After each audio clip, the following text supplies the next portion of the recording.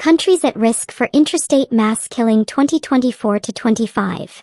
Early Warning Project Statistical Risk Assessment Results Forward.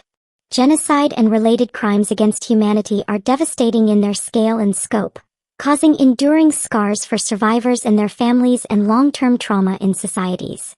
The economic, political, and social costs and consequences often extend far beyond the territory in which they were committed. Working to prevent future genocides requires an understanding of how these events occur, including considerations about warning signs and human behaviors that make genocide and mass atrocities possible. We know from studying the Holocaust and other genocides that such events are never spontaneous. They are always preceded by a range of early warning signs. If warning signs are detected and their causes addressed, it may be possible to prevent catastrophic loss of life. Museum founding chairman and Holocaust survivor Elie Wiesel envisioned that the museum would seek to do for victims of genocide today what was not done for the Jews of Europe. Only a conscious, concerted attempt to learn from past errors can prevent recurrence to any racial, religious, ethnic, or national group. The museum's Simon Skjodt Center for the Prevention of Genocide was established to help fulfill that vision. The center's mandate is to alert the national conscience, influence policymakers, and stimulate worldwide action to confront and prevent genocide. As a trusted resource for government officials, we strive to promote broad and enduring bipartisan commitment among policymakers to preventing genocide and related crimes against humanity. The Early Warning Project, a joint initiative of the Simon Skjodt Center at the United States Holocaust Memorial Museum and the Dickey Center for International Understanding at Dartmouth College, has produced a global risk assessment every year since 2014. Since then, we have seen multiple mass atrocities occur, including a genocide against the Rohingya in Burma, the killing of hundreds of thousands of civilians in South Sudan, and identity-based killings of civilians in Ethiopia. Even in cases like these where warnings have been issued, they have simply not prompted enough early action. This assessment identifies the risk, the possibility, that an interstate mass killing may take place. On average, 1 or 2 countries experience a new episode of mass killing each year. But relative infrequency does not make the brutality less devastating for victims. An interstate mass killing, by our definition, is the deliberate killing of 1,000 or more civilians within a country by armed forces in the same country, whether government or non-state, over a period of a year or less, because of their membership in a particular group. Virtually all cases of genocide include mass killings that meet this definition. For nearly 2 decades, U.S. presidents have reaffirmed that preventing mass atrocities is a core national security interest and a core moral responsibility. Preventing mass atrocities is crucial to U.S. national security because instability and violence abroad often spill across borders, leading to refugee crises, the spread of extremism, and threats to global economic stability, all of which can directly impact the safety and prosperity of Americans.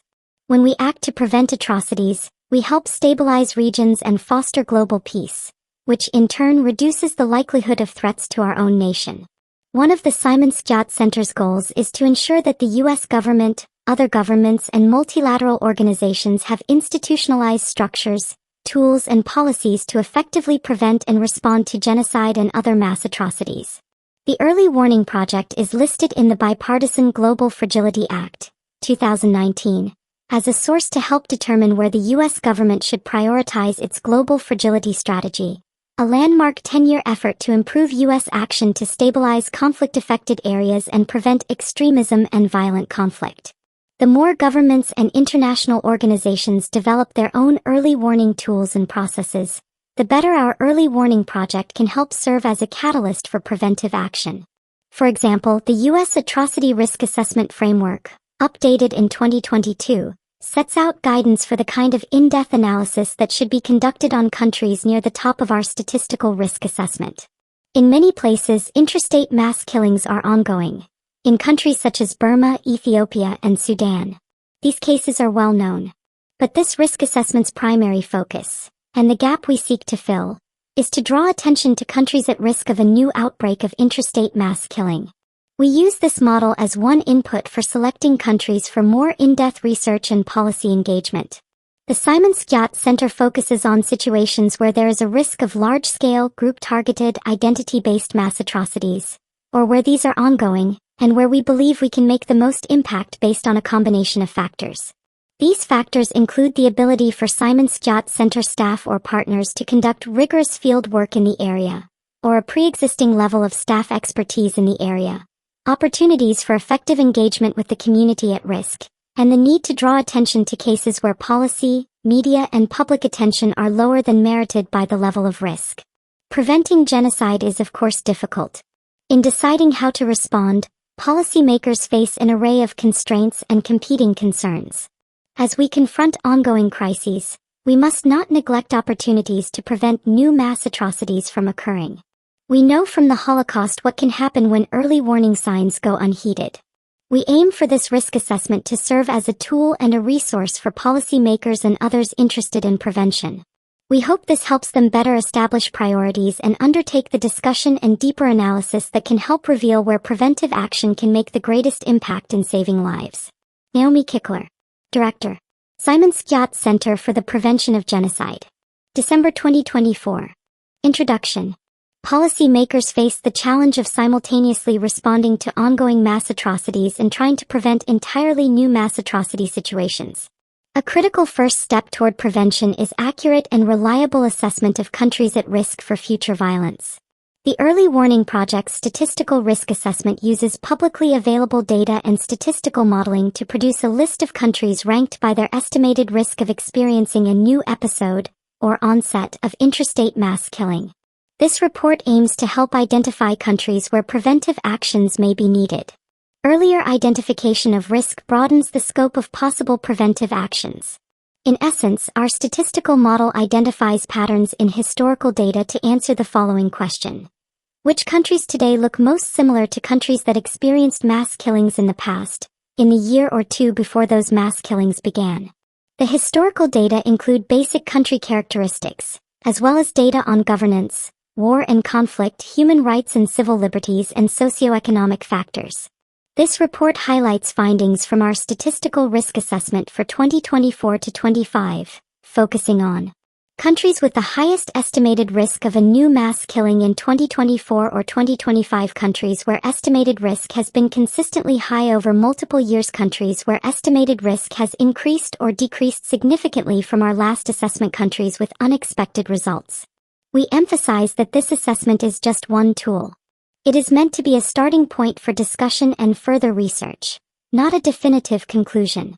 We aim to help governments, international organizations, and non-governmental organizations determine where to devote resources for additional analysis, policy attention, and, ultimately, preventive action. We hope that this report and our early warning project as a whole inspire governments and other organizations to invest in their own early warning capabilities. Definition: interstate mass killing.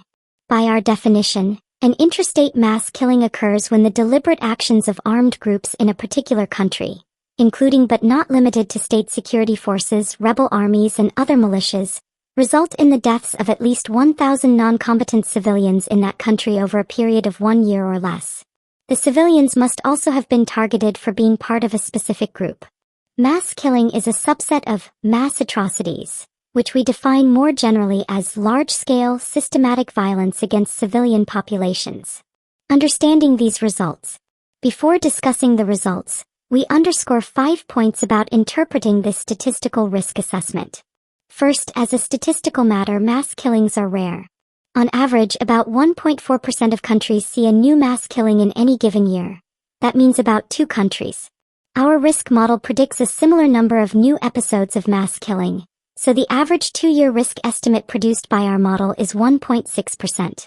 Out of 168 countries, only Chad, Sudan, Burma, and Pakistan have 2-year risk estimates greater than 10%, or about a 1 in 10 chance of experiencing a new mass killing in 2024 or 2025. Second, our model is designed to assess the risk of a new mass killing, not of the continuation or escalation of ongoing episodes. Much of the Simon Skjodt Center's work spotlights ongoing mass atrocities and urges life-saving responses. We focus here on the risk of new mass killing to help fill an analytic gap that is critical to prevention. This feature is especially important to bear in mind when interpreting results for countries that are currently experiencing mass killings, including 7 in the top 15 of this assessment: See Figure 2 and our website for a full list of countries. For these countries, our assessment should be understood as an estimate of the risk that a new mass killing event would be launched by a different perpetrator or targeting a different civilian group in 2024 or 2025. While it is important to focus on countries already experiencing mass killing and at high risk of a new onset, it is also essential to focus additional attention on high-risk countries with no ongoing episodes. Regardless of their ranking in this assessment, cases of ongoing atrocities demand urgent action. See Figure 4 and our website for the Early Warning Project's complete list of ongoing mass killings. Third, we only forecast interstate mass killings, where the perpetrator and targeted civilian group reside in the same country. See Box 1. For simplicity, we will refer to it hereafter as mass killing. This risk assessment does not forecast situations in which an armed group, state or non-state, residing in one country attacks civilians in another country's territory. The decision to exclude interstate or cross-border mass killings from our model does not involve a value judgment about the moral or practical significance of such atrocities, only a pragmatic judgment about what we are able to forecast more reliably. Fourth, readers should keep in mind that our model is not causal. The variables identified as predicting higher or lower risk of mass killings in a country are not necessarily the factors that drive or trigger atrocities. For example, a large population does not directly cause mass atrocities. However, countries with large populations have been more likely to experience mass killing episodes in the past, so this factor helps us identify countries at greater risk going forward. We make no effort to explain these kinds of relationships in the data, some of which can seem perplexing. We only use them for their predictive value. An important consequence of the non-causal nature of these forecasts is that actions aimed at addressing risk factors identified in the model would not necessarily be effective in mitigating the risk of mass atrocities. This assessment does not seek to evaluate atrocity prevention policy prescriptions. For example, although our model finds that countries that have not accepted the first optional protocol to the International Covenant on Civil and Political Rights are at greater risk of experiencing mass killings than are other countries, this does not imply that action to encourage ratification of the optional protocol would help prevent mass killings. Our risk assessment is meant to be a starting point for discussion and further research, directing policymakers and other practitioners to the countries that merit additional analysis to determine how to help prevent atrocities. Fifth, this assessment is based on available data reflecting conditions as of the end of 2023. Events that occurred in 2024, such as large-scale violence against protesters in Bangladesh or Bashar al-Assad's removal from power in Syria, are not reflected in country risk estimates. Our assessment relies on publicly available data that are reliably measured for nearly all countries in the world, regularly updated and historically available going back many years. Most of these data are published a few months after the end of the calendar year to which they refer. As a result, we are able to publish our forecasts for 2024 to 25, based on data on 2023, only in late 2024. Methods. To produce this assessment, we employ data and statistical methods designed to maximize the accuracy and practical utility of the results. Our model assesses the risk for onset of both state-led and non-state-led mass killings over a 2-year period. Data. The data that inform our model come from a variety of sources. On the basis of prior empirical work in theory, we selected more than 30 variables or risk factors as input for our statistical model. See the discussion of our modeling approach below. All data used in our model are publicly available, regularly updated and available without excessive delay. The data also have, in our estimation, minimal risk of retrospective coding bias, coded in a manner influenced by either the presence or absence of observed mass killings, cover all or almost all countries in the world and go back at least to 1960, but ideally to 1945. We include variables reflecting countries' basic characteristics, e.g., geographic region, population, socioeconomic measures, e.g., changes in gross domestic product per capita, measures of governance, e.g., restrictions on political parties, levels of human rights, e.g., freedom of discussion, and records of violent conflict, e.g., battle-related deaths, ongoing mass killings. Alongside the model, we publish a data dictionary, which includes descriptions of all the variables, also referred to as risk factors, included in our model. We also make the model and all data available on our GitHub repository. The only data set the Early Warning Project maintains is that of new and ongoing mass killing events. Although we minimize changes to the data and model in between our every 5-year revision process, we made minor adjustments to improve data completeness this year. Despite our efforts to include a wide range of relevant variables, data availability and quality are continuing challenges. Some risk factors that might be useful predictors, e.g., dangerous speech, are not included in the model because data meeting the above criteria are unavailable. Additionally, in countries or remote regions where information is limited and/or where governments deliberately restrict access to international observers, such as in Afghanistan, Burma, China's Xinjiang Uyghur Autonomous Region, Ethiopia, or North Korea, existing data might not fully reflect conditions in the country. Modeling approach. Our modeling approach is described in detail on our website. We use a logistic regression model with elastic net regularization, which is one approach that aids in avoiding overfitting the model to the data. Based on a set of more than 30 variables and data on mass killing going back to 1960, the algorithm identifies predictive relationships in the data, resulting in an estimated model. We then apply this model to recent data from 2023 for the 2024 to 25 assessment to generate forecasts. The project includes all internationally recognized independent states with populations of more than 500,000. The model automatically selects which variables among these are useful predictors of a mass killing onset. We emphasize that these risk factors should not be interpreted as causes or drivers of risk but simply as correlates of risk that have proven useful in forecasting. Indeed, many of these variables may be useful predictors not because they cause mass killing to be more likely, but because they indirectly serve as proxies for other factors that do. Accuracy. We assessed the accuracy of this model in ways that mimicked how we use its results. We built our model on data from a period of years and then tested its accuracy on data for later years. We compared model-based forecasts to actual mass killing onsets or non-onsets in the relevant years. This provided an out-of-sample test of how well the model performed on data that weren't already used to train it. Our results indicate that in any given year, about 2 out of every 3 countries that later experienced a new mass killing ranked among the top 30 countries. Highlights from the 2024 to 25 Statistical Risk Assessment. Our model generates a single risk estimate for each country, representing the estimated risk for a new state-led or non-state-led mass killing. Figure 2 displays the estimated risk in 2024 or 2025 for the 30 highest-ranked countries. For every country in the top 30, we recommend that policymakers consider whether they are devoting sufficient attention to addressing the risks of mass atrocities occurring within that country. Strategies and tools to address atrocity risks should, of course, be tailored to each country's context.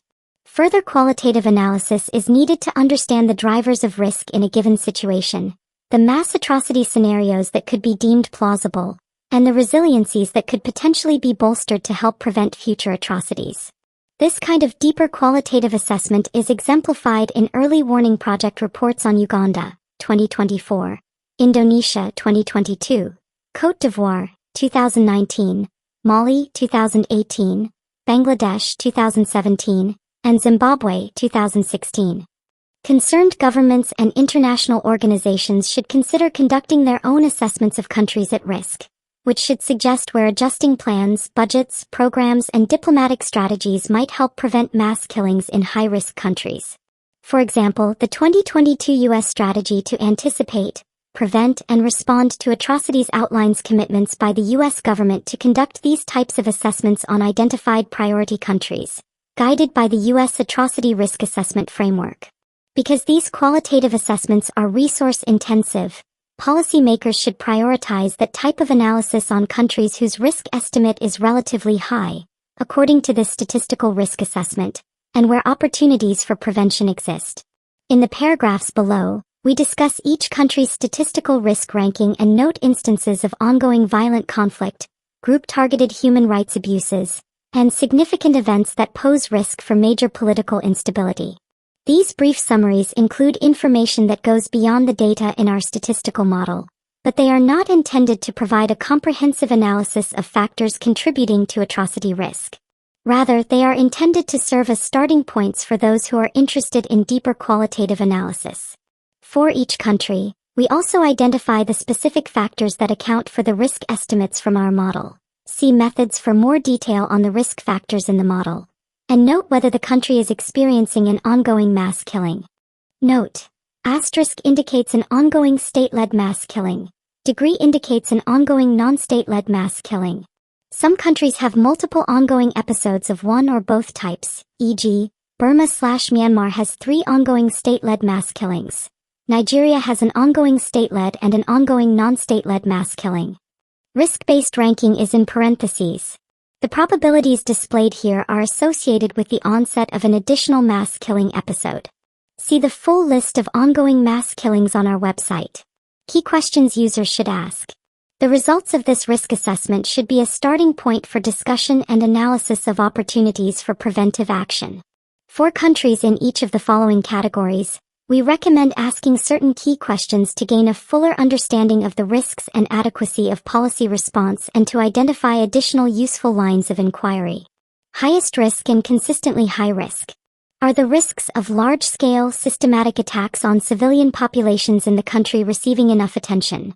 What additional analysis would help shed light on the level and nature of atrocity risk in the country?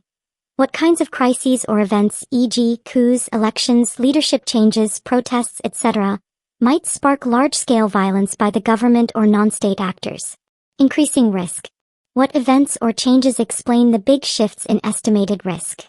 Have there been additional events or changes, not yet reflected in the data, that are likely to further shift the risk?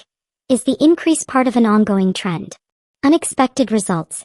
What accounts for the discrepancy between the statistical results and experts' expectations? What additional analysis would help shed light on the level and nature of atrocity risk in the country? Highest risk countries. Chad. Rank 1. Chad has ranked among the 30 highest risk countries in our assessment for multiple years, but this is the first time it has been in the top 3. The country has faced widespread instability since the April 2021 death of its president of 3 decades, Idris Deby, which was followed by a military coup. The junta violently repressed mass protests in October 2022 that were sparked by frustrations at the much-delayed transition back to civilian control. Chadian security forces are estimated to have killed over 100 individuals and arrested nearly 1,000 in the brutal crackdown. Ahead of the presidential election in May 2024, Chad experienced widespread political violence and repression of dissent, including the killing of prominent opposition leader Yaya Dillo by security forces. Although Mahamat Idris Deby Itno, the son of the former president, won the presidential election, many groups have expressed concerns that the election was neither free nor fair. In the wake of the election, the government detained hundreds of people protesting the results, and at least 12 people died in violence surrounding the vote. In addition to political instability, Chad continues to experience spillover effects from the war in Sudan, with more than 600,000 refugees entering the country from Sudan since April 2023. With many Zaghawa and Arab communities spanning the Chadian-Sudanese border, the Chadian government faces heightened tensions as it balances competing demands from groups tied to the conflict in Sudan. Violence between nomadic herders and sedentary farmers in central and southern Chad continues to pose a threat to civilians. At least 1,230 people were killed and 2,200 injured as a result of settler-herder violence from 2021 to mid-2024. According to our model, the factors accounting most for Chad's high-risk estimate are that it experienced a coup in the past 5 years, 2021, that political killings are frequently approved of or incited by top leaders of government, its history of mass killing and its high infant mortality rate. Sudan. Rank 2. Sudan has ranked among the 10 highest-risk countries for multiple years. Violent conflict between the Sudan Armed Forces, SAF, the Rapid Support Forces, RSF, and respective allied ethnic militias has continued to escalate since it began in April 2023. Estimates of civilian fatalities range widely, but according to ACOLD as of October 2024, nearly 7,000 civilians have been killed and 8.16 million people displaced in the conflict. Both the SAF and the RSF have been responsible for violence towards civilians through indiscriminate bombings, direct attacks, and the intentional blocking of humanitarian aid. As fighting has spread, Local ethnic militias have been drawn into the conflict and civilians are increasingly targeted based on their identity or perceived support for or affiliation with different forces.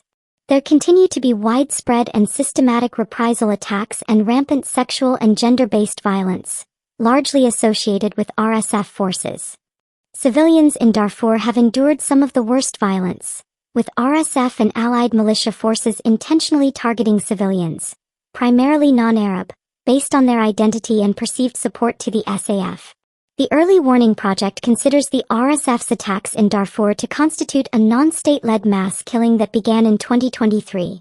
This episode is distinct from the state-led mass killing of non-Arab ethnic groups in Darfur that has been ongoing since 2003. The current risk assessment relates to the likelihood of a new and distinct mass killing, not the continuation or escalation of these ongoing episodes. As the conflict intensifies in other regions of Sudan, the RSF has targeted other groups, including, for example, killing 70 people from the Nuba ethnic group in South Kordofan in February 2024 and more recently killing over 120 people in the eastern town of Al Jazeera in October 2024. According to our model, the factors accounting most for Sudan's high-risk estimate are that it experienced a coup in the past 5 years, 2021, its history of mass killing and its large number of battle-related deaths. Burma/Myanmar. Rank 3. The Early Warning Project considers Burma to have 3 distinct, state-led mass killing episodes ongoing. See here for details. Burma's high ranking this year indicates that the country continues to exhibit many characteristics common among countries that experience new mass killings, as the current risk assessment relates to the likelihood of the onset of a new and distinct mass killing, not the continuation or escalation of an ongoing episode. This year, renewed campaigns by non-state ethnic armed groups resulted in territorial gains and significant losses for the military. In response, the military intensified its attacks on civilians, namely the Rohingya, Karen, Kachin, Tong, Mon, Lisu, and Shan. The military has killed at least 5,350 civilians since the 2021 coup. The situation in Rakhine State has deteriorated as both non-state and state forces target civilians. The Arakan Army AA, which has seized control over a large part of the Rakhine State, has reportedly killed Rohingya civilians and burned and looted Rohingya villages, forcing many to flee. In one instance, the AA reportedly killed nearly 200 civilians in a drone strike as the latter attempted to flee fighting in Mongda.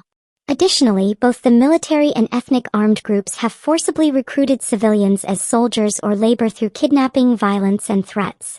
According to our model, the factors accounting most for Burma's high-risk estimate are that it experienced a coup in the past 5 years, 2021, that political killings are frequently approved of or incited by top leaders of government, and its history of mass killing. Countries in the top 10 that are not discussed in this year's report are India, Guinea, and Yemen. To learn more about the factors that contributed to the high-risk estimate of any of these countries, visit the Early Warning Project's homepage and use the Select a Country drop-down in the top right corner. Burma. The difference between new onsets and continuing interstate mass killing. Readers are sometimes unsure how to interpret the risk assessment results for a country such as Burma that is already experiencing a mass killing episode. The percentage risk and ranking for each country represents the estimated probability that a new onset of mass killing begins in that country, that either a new perpetrator group emerges and kills more than 1,000 civilians of a specific group, or an existing perpetrator group begins targeting a new group of civilians, not that an existing mass killing continues. This decision follows the project's goal to provide early warning before large-scale killings begin, while opportunities for prevention are greatest. In Burma, there were 3 ongoing mass killings as of the end of 2023. A state-led mass killing against civilians suspected of opposing the military junta since 2021, a state-led mass killing against Rohingya civilians since 2016, and a state-led mass killing against ethnic minority groups in the country's east since 1948. Burma's risk and ranking, 10.1% risk and third rank, are estimates of the likelihood that a different civilian group would be targeted and or a new perpetrator group would emerge in 2024 or 2025. Not the continuation or escalation of an ongoing episode. Burma's high ranking this year indicates that the country continues to exhibit many characteristics common among countries that experience new mass killings. While our assessment is not able to predict what a new onset of mass killing in Burma might look like, additional analysis can help shed light on plausible scenarios. Given the state's already broad targeting of civilian groups, it may be unlikely, but not impossible, that the government would expand its focus to new groups. However, with numerous non-state armed groups active around the country, there remains a possibility that Burma might experience a non-state-led mass killing event. See the museum's website for more information about the crisis in Burma, efforts to bring it to an end, and to promote justice and accountability. Consistently high-risk countries. In addition to Chad, Sudan, and Burma, a few other countries have appeared near the top of our rankings for several years. We highlight the following 3. Pakistan. Rank 4. Pakistan has ranked among the 10 highest-risk countries in our assessment since 2014 and the 5 highest-risk countries since 2018. Pakistan faces a number of security challenges, including attacks by the Tehrik-e-Taliban Pakistan (TTP), a non-state armed group responsible for a mass-killing episode that the Early Warning Project has judged as ongoing since 2001. The current risk assessment relates to the likelihood of the onset of a new and distinct mass killing, not the continuation or escalation of this episode. Violence by non-state armed groups has sharply escalated over the past few years. August 2024 was the deadliest month in 6 years. This year, attacks by the TTP, the increasingly lethal Baloch Liberation Army (BLA), and other non-state groups killed nearly 500 civilians. The political landscape remains tumultuous. The legitimacy of the February 2024 national elections has been called into question due to numerous accusations of electoral interference, political repression, and irregularities in the voting process. In October 2024, Parliament passed a controversial amendment increasing government influence over judicial appointments, including the Chief Justice. Religious minorities, including Ahmadi Muslims, Christians, Hindus, Shia, and Sikhs, are subject to both official and societal discrimination and are occasionally targeted in religiously motivated attacks. Afghan refugees, including the more than 500,000 who sought shelter in Pakistan since the Taliban's August 2021 return to power in Afghanistan, have emerged as a particularly vulnerable group. Over the past year, the government announced, and then subsequently amended, a plan to deport millions of Afghans residing in the country. Pakistani security forces have been accused of committing grave abuses against Afghans in order to coerce them into returning to Afghanistan, where many are at high risk of persecution by the de facto authorities. Separately, in Kurum, clashes between Sunni and Shia tribes over land disputes have led to numerous deaths, including 82 people killed over 3 days in November 2024. According to our model, the factors accounting most for Pakistan's high-risk estimate are its large population, history of mass killing, and large number of battle-related deaths. Ethiopia. Rank 7. Ethiopia has consistently ranked among the top 10 highest-risk countries in our assessment. State-led mass killings against Tigrayan civilians and against Oromo civilians were both ongoing as of the end of 2023. The current risk assessment relates to the likelihood of a new mass killing, not the continuation or escalation of an ongoing one. Ethiopia's high ranking indicates that the country continues to exhibit many characteristics common among countries that experience new mass killings. Although the Ethiopian government and the Tigray People's Liberation Front signed a cessation of hostilities agreement in November 2022, risks still remain in the Tigray region, in addition to ongoing violent conflict between government forces and militias in the Amhara and Oromia regions. The United Nations reported a sharp increase in violence in 2023 from 2022. At least 1,351 civilians were killed in 2023 in attacks carried out by government forces, Eritrean troops, anti-government militias, and other actors. Both state and non-state actors appear to be intentionally targeting civilians. For example, government forces killed at least 89 civilians in Meroe in January 2024 in a particularly deadly episode. Increasing tensions with neighboring countries and spillover effects from the war in Sudan pose additional risks to Ethiopia's political stability. According to our model, the factors accounting most for Ethiopia's high-risk estimate are its history of mass killing, large population, and large number of battle-related deaths. Afghanistan. Rank 8. Afghanistan has ranked among the 10 highest-risk countries in our assessment since 2015. Following the Taliban's takeover in August 2021, the de facto authorities have significantly eroded rights and freedoms, including by severely restricting women's rights and suppressing political opposition. Despite an overall reduction in conflict-related violence since the takeover, over 1,000 civilians were killed between August 15, 2021, and May 2023, most of which can be attributed to the non-state armed group the Islamic State of Khorasan Province, ISIS-K. Afghanistan's Hazara community has faced targeted violence, with ISIS-K claiming responsibility for at least 17 attacks that have wounded or killed more than 700 people since August 2021. The Taliban continues to restrict women's rights, severely curtailing their freedom to work, travel, pursue education beyond the 6th grade, and under a new law even speak in public. Ethnic and religious minorities face increasing marginalization and discrimination, and freedom of the press and other media outlets is all but non-existent. Additionally, despite the Taliban's promise not to punish those affiliated with the former Afghan government, the UN documented 14 extrajudicial killings and more than 100 human rights violations against this group within the first 9 months of 2024. According to our model, the factors accounting most for Afghanistan's high-risk estimate are that political killings are frequently approved of or incited by top leaders of the government and its history of mass killing. What about cross-border or interstate mass killing? The Early Warning Project's definition of interstate mass killing excludes situations in which an armed group, state or non-state, residing in one country attacks civilians in another country's territory. The only exceptions to this rule are situations where we can document substantial and close coordination in killing operations between the foreign armed group and the government of the state where the targeted civilian group resides. This means our definition of mass killing does not include Russian forces' deliberate targeting of civilians in Ukraine, civilian killings in Yemen perpetrated by the Saudi-led coalition, or civilian killings in the war between Israel and Hamas. The decision to exclude these mass killings does not involve a value judgment about the moral or practical significance of atrocities perpetrated during wars between states, international terrorist actions, and other international military operations, only a pragmatic judgment about what we are able to forecast more reliably. Significant shifts in ranking.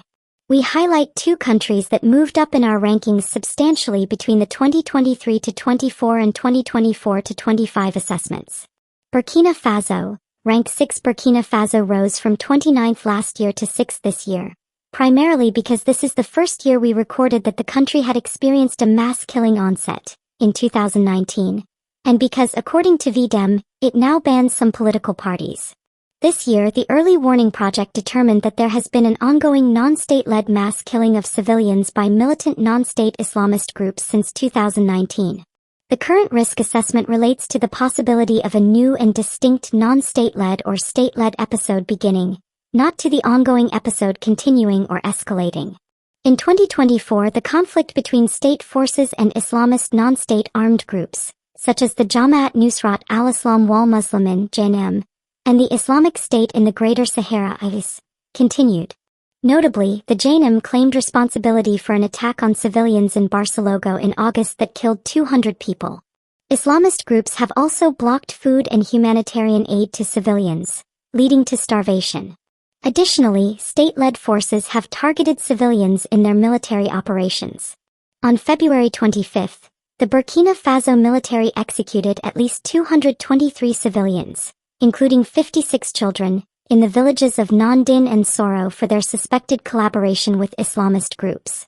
In May, the military killed over 270 civilians in Yaga and Kamanjari provinces.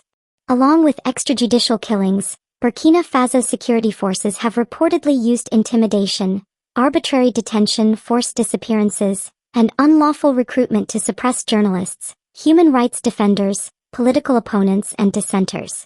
The Burkina Faso military has also allegedly retaliated against prosecutors and judges by unlawfully conscripting them into service. According to our model, the factors accounting most for Burkina Faso's high-risk estimate are the recent coup d'état, 2022, its history of mass killing and high battle-related deaths. South Sudan, rank 18. South Sudan moved up considerably in our risk assessment, from 86th in 2023 to 24 to 18th in 2024 to 25. The shift is surprisingly large given that the data on South Sudan's risk factors has changed very little since last year. As sometimes happens when forecasting a rare outcome using a large number of variables, minor changes to the model account for this significant shift. This volatility, together with concerning recent developments, suggests that additional analysis of South Sudan is merited. Despite the 2019 ceasefire, South Sudan continues to experience ongoing armed conflict, human rights violations, and a severe humanitarian crisis. According to the UN Mission for South Sudan, violent conflict between non-state armed groups appears to be on the rise and was the leading cause of harm affecting civilians in 2023. The Early Warning Project already considers there to be 2 mass killing episodes, one state-led and one non-state-led, ongoing in South Sudan since 2013. The current risk assessment relates to the possibility of a new and distinct non-state-led or state-led episode beginning, not to the ongoing episodes continuing or escalating. In September 2024, the government of South Sudan announced a 2-year extension of the transitional period, postponing the slated December 2024 national elections until December 2026. Reactions to the extension have been mixed, with some actors supporting it as an opportunity to mitigate risks before elections and others expressing frustration or disappointment with the government for delaying a democratic transition. The ongoing war in neighboring Sudan continues to contribute to tensions, as the influx of Sudanese refugees into South Sudan strains resources and exacerbates existing local disputes. A detailed qualitative assessment is necessary to help understand the nature and severity of atrocity risks, whether they be from the escalation of an ongoing episode or the start of a new episode. According to our model, the factors accounting most for South Sudan's high-risk estimate are its history of mass killing, high infant mortality rate, and that it bans some political parties. Exploring changes to a country's risk factors. The example of Bangladesh. The data used to produce this assessment are from 2023, published by most sources in early to mid-2024. This means that changes that occurred in 2024 are not captured in this risk assessment. To enable users to examine how such changes might affect a country's risk estimate and ranking, our online platform has an interactive data tool. The tool allows users to explore how changes to a country's risk factors would affect its risk of mass killing, holding all other variables constant. Users may want to see what a country's risk and ranking would be if we were to observe some different set of values of its risk factors, e.g., though no war broke out and battle-related deaths were 0, what if we instead saw a large number of battle-related deaths? Manually update country risk based on known changes, e.g., knowing that a coup occurred in a country, users can see how a change in that variable would affect the risk and ranking. Adjust risk factor values where users disagree with the data source's coding judgments. For example, in 2024-25, Bangladesh ranks 13th, with a 4.9% estimated risk, or a 1 in 20 chance of a new mass killing. This assessment is based on 2023 data. However, someone following Bangladesh may suspect that events over the course of 2024, namely the mass anti-government protests and the subsequent violent crackdowns by state forces that killed hundreds of civilians, may impact that risk. Using the tool, we see, for example, that if political killings were to become systematic and incited or approved by top government leaders, Bangladesh would rank 6th and its new risk estimate would go up to 8%, or about a 1 in 13 chance of a new mass killing. Unexpected results. Global statistical risk assessments can help by identifying countries whose relatively high or low risk estimates surprise regional experts. In cases where our statistical results differ substantially from expectations, we recommend conducting deeper analysis and revisiting assumptions. The purpose of this analysis is not to pit qualitative analysts and statistical models against one another, but rather to deepen our understanding of risk in the country in question. We highlight 2 countries that, in our informal judgment, fall into this category. Venezuela, rank 81. Venezuela's ranking of 81st may strike some observers as surprisingly low, considering the country's ongoing political and human rights crisis. Nearly 8 million Venezuelans have fled the country since 2014, when the government violently cracked down on protests.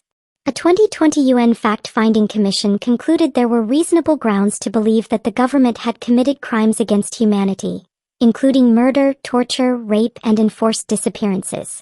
Most recently, the highly contested presidential election in July 2024 did not meet international democratic standards, according to a group of UN experts and the Carter Center.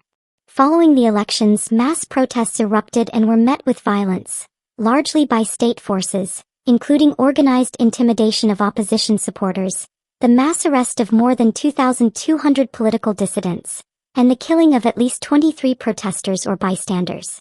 Venezuela's human rights crisis has included widespread violations but has so far not included large-scale killing. According to our model, the factor accounting most for Venezuela's lower risk estimate is its geographic region, Americas. Haiti, rank 96. Haiti fell further in rank from 59th in 2023 to 24 to 96th in 2024 to 25. To observers tracking the humanitarian crisis and high levels of gang violence in Haiti, this ranking may seem unexpectedly low. Although a truce between non-state armed groups decreased clashes between these groups, as well as the number of attacks on civilians in 2024, the number of civilian fatalities remained largely unchanged from 2023. Civilians have been the target of intentional gang-related violence, including during an attack that killed at least 115 people in October 2024. There are also reports of intentional and escalating use of sexual violence as a means of intimidation and control by gangs, including against children. The situation remains volatile as seen by the gang attacks on government facilities, including the March 2024 jailbreak of over 3,000 inmates from 2 prisons, which forced the resignation of Prime Minister Ariel Henry in April 2024. Though the scale of violence in Haiti is consistently high, armed groups have not deliberately and systematically targeted a specific group of civilians, and those responsible include multiple armed groups, gangs and state security forces, operating independently. According to our model, the variables that account for Haiti's low ranking are the lack of variation in respect for civil liberties across different parts of the country, according to VDEM, and its geographic region, Americas. Conclusion: early warning is a crucial element of effective atrocity prevention. The purpose of our statistical risk assessment is to provide one practical tool to the public for assessing risk in countries worldwide. This tool should enable policymakers, civil society, and other analysts to focus attention and resources on countries at highest risk, especially those not currently receiving sufficient attention. This quantitative assessment is designed to serve as a starting point for additional analysis. Governments and international organizations have developed and implemented tools for qualitative atrocity risk assessments. We see the application of such tools as complementary to our statistical analysis. In-depth assessments that consider both qualitative and quantitative analyses should in turn spur necessary adjustments in strategic plans, budgets, programs, and diplomatic strategies toward high-risk countries. By combining these approaches, global risk assessment, in-depth country analysis, and preventive policy planning, we have the best chance of preventing future mass atrocities.